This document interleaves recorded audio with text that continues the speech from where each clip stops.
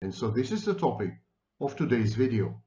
3 steps to manipulate a people pleaser. As evil a title as I could come up with. So here are the 3 steps to manipulating people pleasers.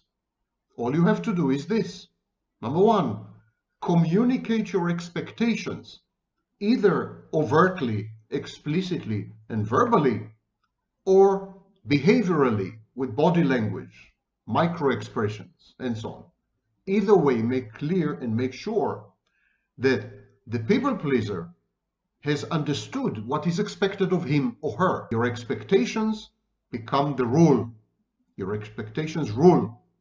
And so they must be gratified, they must be met, and they must be actualized. Number 2, communicate pleasure when your expectations are met.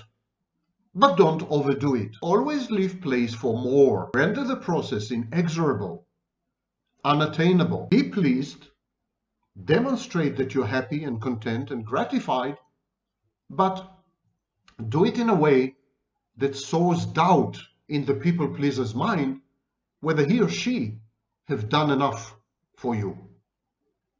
Number 3, communicate profound, unmitigated disappointment, even heartbreak, when the people pleaser fails to meet your expectations.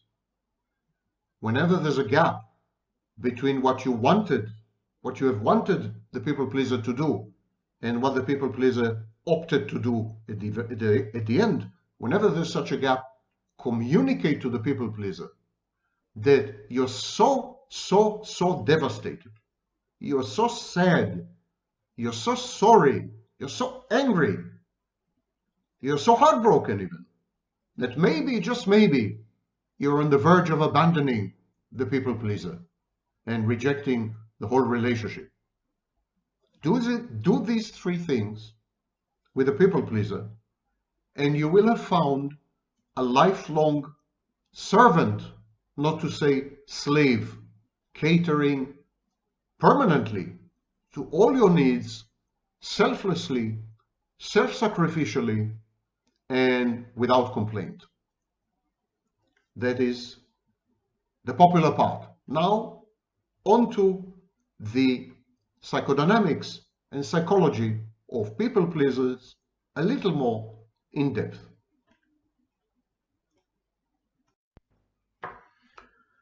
Yes, I'm alive. I survived the Trump video. You didn't get to me. You're not going to make more videos. My name is Vaknin. I'm the author of Malignant Self-Love, Narcissism Revisited, the Bible of Narcissism, the book that coined all the language in use today. I'm also a professor of psychology. 2 days ago, I released a video about the way constructs reshape reality, reframe your memories in order to uphold, to buttress, and to support a specific self-state which is responsive to environmental cues. Now, this was a mouthful, so I'll remind you. A self-state, the environment sends you stimuli. The environment provides information and data. A specific self-state is selected. The self-state activates a construct.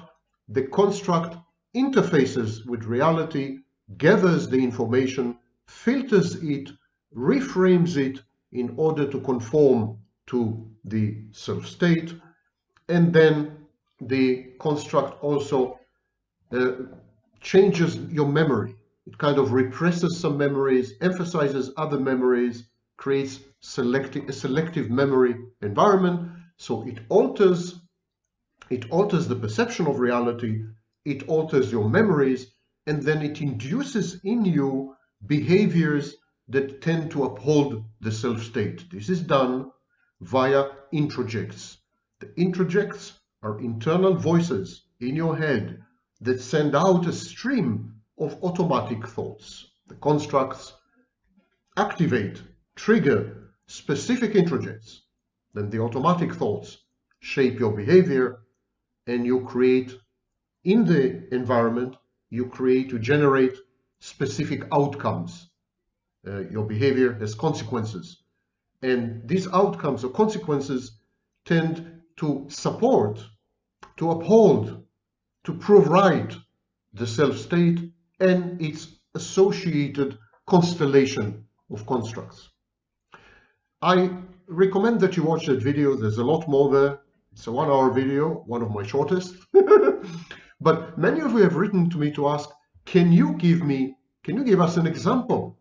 Can you give us an example of how this works in reality? So today I'm going to do exactly this.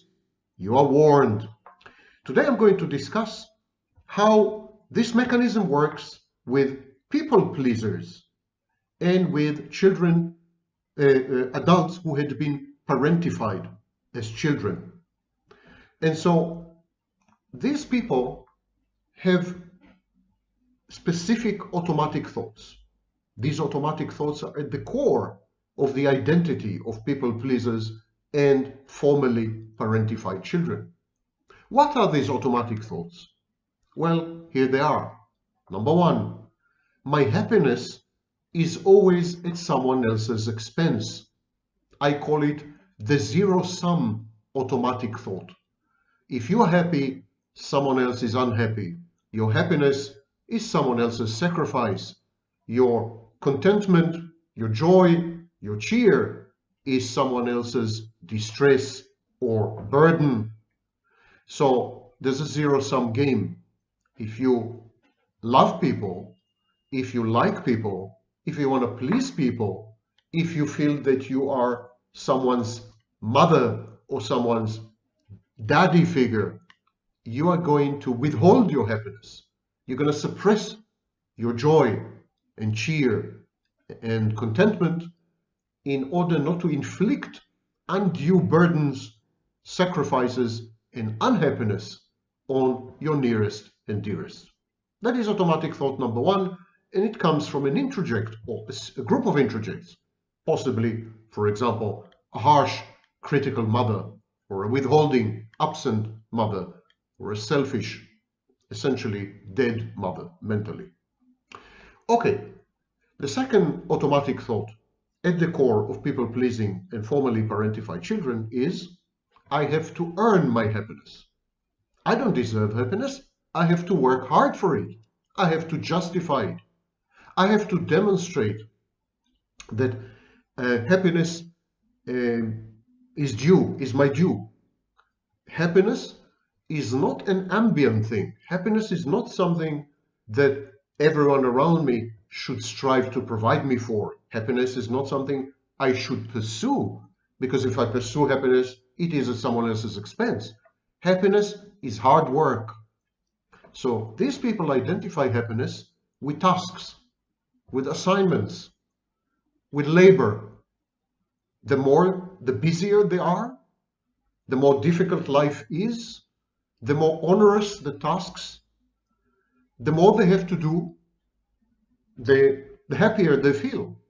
Because surely, having invested so much work, happiness is coming to me. So these people would tend to become, for example, workaholics.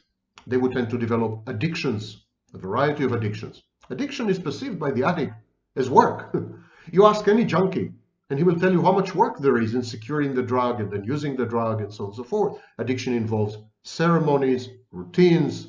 Addiction creates a social circle around the addict. So addiction is an organizing principle, a life structuring affirmation. And these people pleasers, and formerly parentified children, they tend to become addicts because the addiction is perceived as labor, hard labor, and toil is the prerequisite and the antecedent of happiness. There's no happiness without toil. It's a little like in the Bible, you know, when Adam and Eve were expelled from the Garden of Eden, God promised them a life of toil, compensated for by giving birth to children. Okay, happiness, including childbearing and child rearing. You have to work for it. You have to earn it and deserve it. Number three, automatic thought. Number three, somehow I have to bribe people. I have to bribe people around me. I have to somehow corrupt them by offering them something. I have to compensate them for being with me. I have to bribe people to stay with me. I have to bribe people to collaborate with me. I have to co-opt people to help me. I have to make sure that people tolerate me because I give them something in return. And I need to do all this because I'm a bad object. I'm unworthy. I'm unlovable. I'm crazy. I'm inadequate. I'm dissolute. I'm hopeless, and so on and so forth. I am such a bad deal. I'm such a delinquent proposition that for people to have anything to do with me, they somehow must be given something in return, must be compensated. So this is the third negative automatic thought. And the fourth automatic thought is, I need to compromise. Life is a compromise. I need to compromise on my boundaries. I need to give up my rights. I need to do all this because of the previous three automatic thoughts. I'm unworthy. My happiness is always at the expense of someone, and I have to earn my happiness. So I need to give up on boundaries, on rights, on demands, on expectations.